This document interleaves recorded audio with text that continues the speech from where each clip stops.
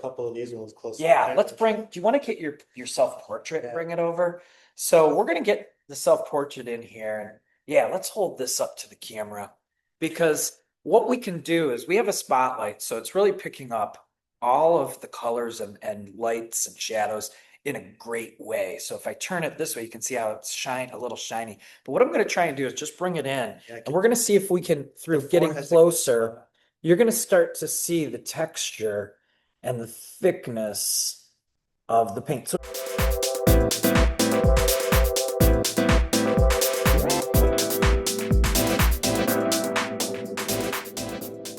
hi everybody, welcome to Alizarin Cafe. I'm Eugene Clark and I have a special guest, Jeremy Lassila.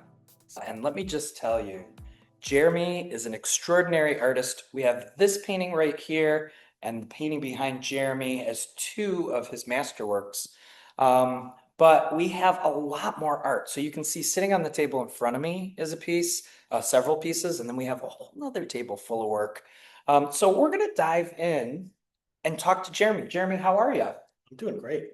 Hey, pretty wonderful day. Yeah, thanks for making the trek.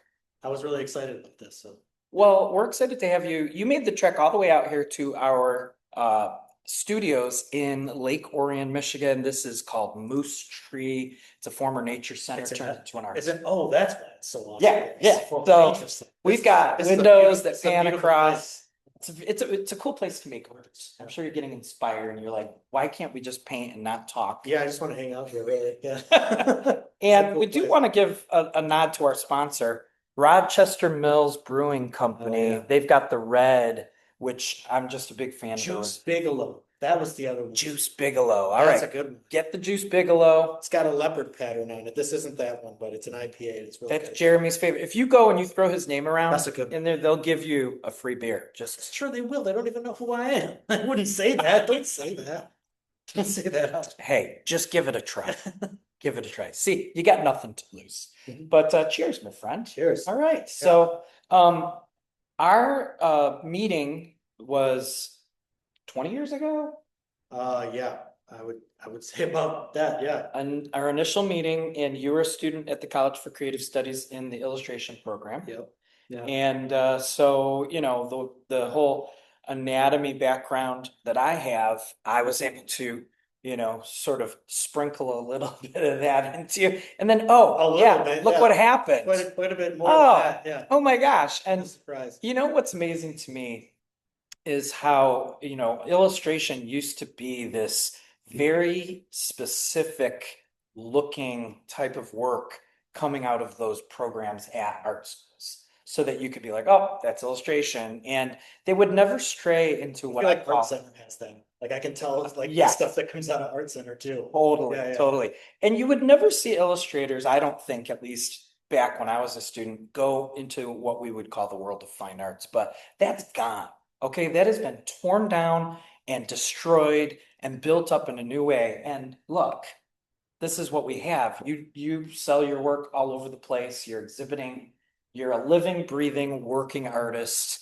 You know, I would say you have an illustration background, but I would say, you know, you're as much a fine artist. Would you agree with that? Yeah, but I wouldn't get too excited because I still have a day job. You know what I mean? I do work 40 hours a week, and then I sell my work after work. You know, but I'm working my way up. What I mean? The fact is that you're prolific. Yeah, and I am. I paint almost every day, but I take weeks off. You know, here. That's okay. I mean, you know, what we call, when you take those times off, we call that the incubation period. Yeah, I need a break sometimes. You know what I mean? Absolutely. Yeah. So, you know, the first thing I wanted to do on the Alizarin Cafe, and, you know, we're still in the infancy of this program. So bringing you on, it, to me, I feel is just like a highlight to start this, you know, first season. Well, I thank you for having me. Oh my gosh. Well, such an appreciation. Respect for you. So. Oh my gosh. Well, thank you so much. And here's one question that I feel like I've been throwing at each person that I've interviewed, but it's about creativity and the creative process. So I just want to give you a minute to talk to the viewers in an organic way and let them know, like, how do you feel about creativity? Like, where does it come from for you? I think for me, it's it's something I have to do. It's not really like it comes out of anywhere. I just like have to do it. Um, and if I'm not doing it, I'm not very happy. So there's just, yeah, I mean, it's like this like feeling in my gut, and then I just have to do it. Like if I'm sad or upset or not feeling all right, it's usually because of that. It's usually because I'm not doing art, and I don't even notice it because I'll just be like busy and stuff, and then I'll be like, oh wait, I haven't painted anything in like a week or something, and I'm like, okay, this is why I'm feeling a little down, and it kind of bothers me sometimes that I rely on that to feel okay.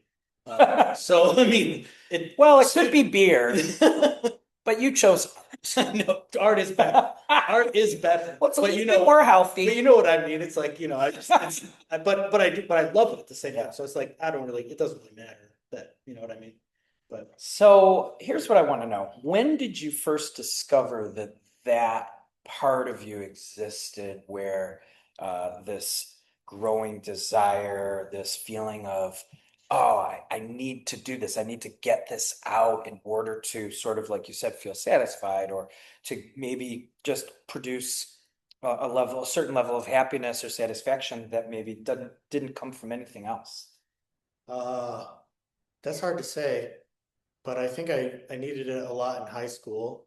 And but I've been doing art my whole life, so I feel like maybe I've been using it my whole life. I just didn't know that I was doing it. I just really loved it. So I would draw all the time. I would and I didn't even get into painting until high school. Wow. So like mostly drawing Pokemon or whatever cartoon characters I was really into at the time. And then yeah, and then I picked up pastels in high school, which I did for a couple years. Uh, like I even went out and bought like a $300 pastel set that had every single color. Like I saved up my money in high school to buy that. And then I painted with those for like mostly just copying photographs. My dad had these like album covers like of Rodney Dangerfield and Cheech and Chong and stuff, and then I would like copy those. And I was like, oh, I'm pretty good at copying things, you know what I mean? And then So what age are we talking about? High school primarily? this is I was probably 17, 17, Okay. 16 maybe. At 16 I was started pastels, I think. And then right around like maybe 17 and a half, I started picking up oil paints because my art teacher is like, I went to a secondary school in high school. So like half the time I'd go to high school, and then half the time I go to like this advanced. It was AP classes but it was held at a different school. Wow. So And what city? that was at Oak Park, I think. Yeah, it was called CASA. So it's like Center for Advanced Studies in the Arts. Very cool. So I went there for half the time, and then my teacher there, Jerry Lamoneau. Shout out to Jerry. Jerry, Jerry's awesome. we hope you're watching. Jerry's awesome. But he like not only introduced me to pastels, but then also introduced me to oil paint as well. And then I was like, I fell in love with it because pastels felt easy to me. Like I could like, because it's like you just grab the color, you do it, you got it was like I could copy photographs, which in my mind back then that was like art to me. So like I was like, I can copy this photograph pretty well with pastel. So like when I picked up oil paints, I was like, I can't do this with oil paint. And then I was like, why can't I? I need to figure out how and why I can't do it with this. Instead of giving up. Yeah. It was more exciting and like more problem solving for, you know what I mean? And See, I thought those paintings were good back then. Looking back, I'm just like, I feel like not everyone has that same outcome when it comes to that early frustration that you feel with a new medium, where, at least for me, teaching in the college realm, students that are frustrated, they tend to say things like, I never want to paint with oil again. Yeah, which is, and I'm like, oh, because that first time everything turned to mud. Everything turned to mud. I always say to them, hey, you don't see my first paintings, do you? Because I burnt them. I threw a lot of mine out. Every single painting I did in senior studio, and I did like 5 of them, I cut them up and threw them in the garbage. Yeah. Nice. Yeah. No, but to me, I think I was trying to do stuff like this. Yeah. I couldn't do it at the time. And it was letting really annoying. Yeah. right? Isn't it? Yeah. Because we treat everything we do so precious, especially early on in our career, meaning because we don't have the history, we don't understand that we can actually do this again, but do it better. Yeah, yeah, totally. So we tend to hold on to it and treat it as precious instead of This is why I paint on cardboard. Yeah. painting on cardboard. So alternative materials, that's why I put that, because the tendency is for people to paint on canvas, right? If you're using oil, Yeah. right? The typical scenario is you're going to get a stretched canvas and let's go to town and work that way. Because first of all, I think when people work on a stretched canvas, it actually makes them feel more like they're actually an artist. Yeah, or if you're really balling, get some linen, Right. Linen instead of canvas, which costs more. It's like butter. Yeah, you know, it's so good. you love it, and you put the rabbit skin glue on there, and all that cool stuff. But then there you discover that you can gesso just about anything. Yeah, you can. Yep. And so suddenly, you start painting on things like Cardboard. Yeah. cardboard, which I find super I have a fascinating. giant painting of a nude male figure, and it's on a giant box that I got from my bed box frame. Beautiful. Yeah, I should have brought that, but actually we would have had to Oh. block out the jump. That's right. We would blur that section out. That's okay. We don't mind. We don't mind creative editing. Yeah.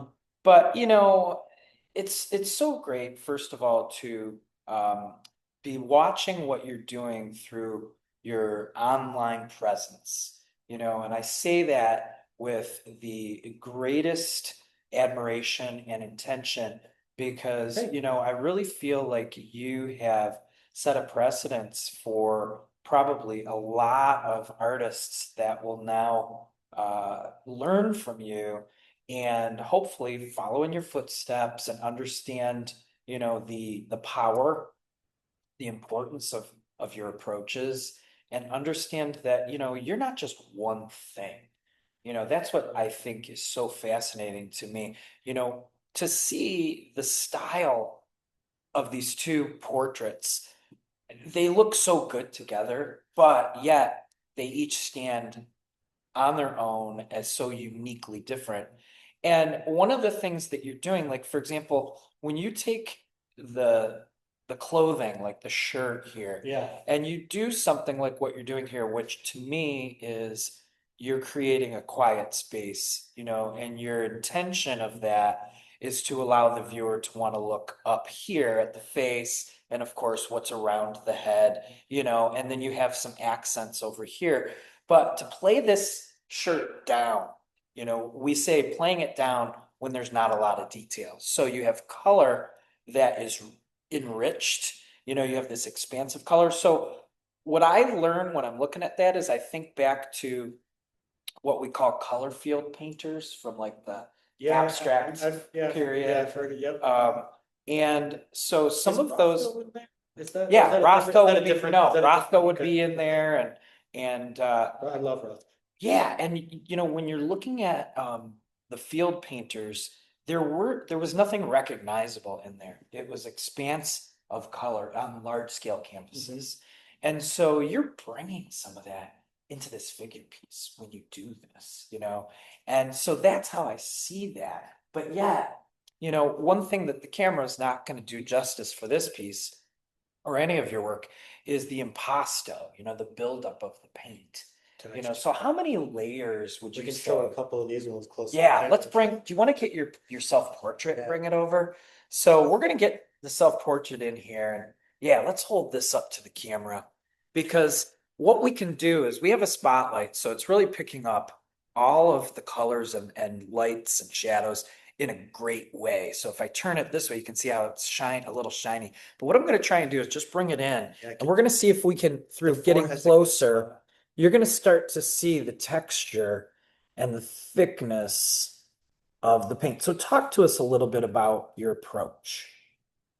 Well, the first thing that I did is I stopped when I first started painting, I didn't really know that turpentine was bad for you, or like that it has like, because I was using turpentine or like mineral spirits or whatever. So once I figured that out, I was like, man, I'm gonna stick to just using oil like walnut oil, linseed oil. And I oftentimes don't even use that. So it ends up being just like paint straight out of the tube, which when, you mix it even with a brush, like, because you're not thinning it down with thinner, it just builds and builds and builds. You know what I mean? Yeah. It just keeps building up. And so that's kind of where the thickness comes from, Yeah. And I was really into like the California painters like Sean Cheatham and all those guys too, which have a very painterly look, what's that other guy who wrote that book? I can't remember. Alla Prima, he wrote Alla Prima. What's his name? It's escaping my mind right now. But those guys where it's just like very fresh and loose. So I was really influenced by them in college, and then that's just kind of carried into this other thing that I'm doing now with more impasto painting. Yeah. So it feels very natural what I'm looking at of yours. And so I'm going to hand this to you because I'm going to show one of these landscape paintings here. So you've been getting outside. Oh man, last summer, the summer that just passed, I was outside all the time. It was amazing.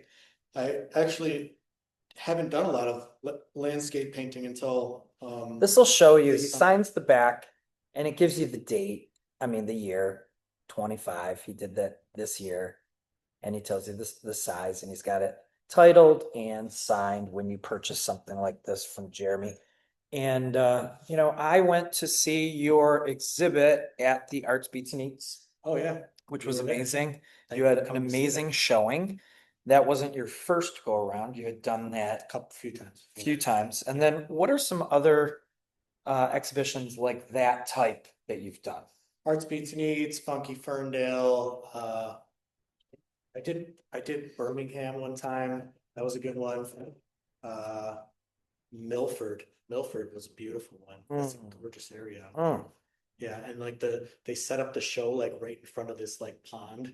So it's like the pond is across the street. Like this setting right here. Yeah, similar to that. Yeah. Where was this, by the way? That was at Stony Creek. Oh, yeah. So gorgeous. Stony Creek. Now I remember talking to you about Independence Oaks, which is out here near Lake Orion, and at the time I mentioned it, I remember you saying you hadn't heard of it. So if you're up for it, Where's that? What is it? It's near here. It's just a little county park. Oh, okay, cool. It's called Independence Oaks. It's got a lake. It's got a nice trail, and we could set up our easels. Let's go. Yeah. So we're gonna paint it together. Yeah. Yeah, and we're gonna probably turn that into an episode. Yeah, we should. We should go out to turn it. I'll bring my camera too. We'll make some videos. We'll do a 2-camera shoot. It'll be awesome. It'll be sweet. So that's to be coming up. But one more time, a shout out to our special sponsors today, Rochester Mills Brewing. We've got the Rochester Red. It's actually a good one. Thank you, Rochester Mills. It's chill. It doesn't have that IPA sharpness, but it's good. Yeah, and I have to say, I try to keep the alcohol content right around 5 because I have to drive. All right, I have to drive. One of the ingredients is biscuit. I wonder what that means. Hey, I'm not going to drink it if it's not biscuit. I don't want biscuits in my beer. That's probably our version of kids going 6, 7. Biscuit. We go biscuit. All right. Well, listen, this has been a great episode, but Jeremy has agreed to come back for another episode. So we're just going to say goodbye for now. The one, the only, Jeremy Lassila. Thank you, Jeremy. Thank you. All right. We'll see you again. Take care, everybody. Bye-bye.